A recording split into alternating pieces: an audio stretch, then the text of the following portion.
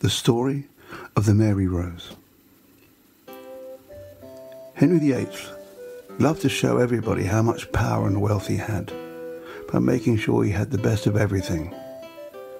He was particularly fond of showing off the spectacular ships that he had in his navy. In 1509, he sent orders to his shipbuilders in Portsmouth to build two of the most modern, fantastic ships yet. One was to be named the Peter Pomegranate. The other was to be so special that it was named after his younger sister, Mary, and the Tudor emblem. This ship was called the Mary Rose. The Mary Rose was such a great ship that it was used in battles for 33 years.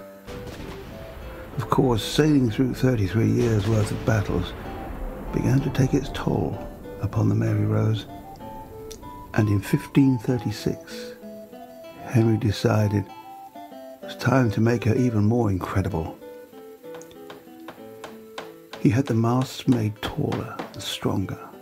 The sails were refitted with the most modern design, and bigger, more powerful cannons were added to the ship. It took a long time for Henry to be happy with the design, and he was very proud of how powerful and beautiful his ship had become. So pleased, in fact, that he decided in 1545 to visit the Mary Rose himself in Portsmouth. That day, Henry arrived at the harbour to see his wonderful ship set sail at the head of his fleet. It was a windy day, and hundreds of people had turned out to see the king and to watch the Mary Rose set sail. The captain of the ship was also brimming with pride and couldn't wait to show King Henry what his incredible ship could do. Henry stood at the top of Southsea Castle, where he had a brilliant view of the ships. However, what he saw was not a happy occasion he'd expected, but a terrible tragedy. As the Mary Rose began to lead the fleet out to sea, the captain spotted a group of French ships in the distance. He was thrilled. This was his opportunity to sink a French ship, with the king there to watch. King Henry would be so pleased. He would surely reward him.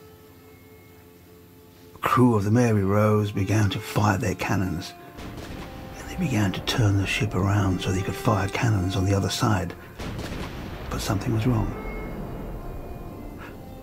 As the ship began to turn, they realized, too late, the gun ports were still open. Water began to rush inside the bottom of the ship. The strong wind caught the new large sails and the taller mast. The Mary Rose began to tip to the side. The cannonballs started to roll across the deck, and that made the ship tip even more. The furniture and the objects inside the ship all started to slide to the side that was now dangerously close to the water. The ship took on more and more water, until there was nothing that anyone could do to save it.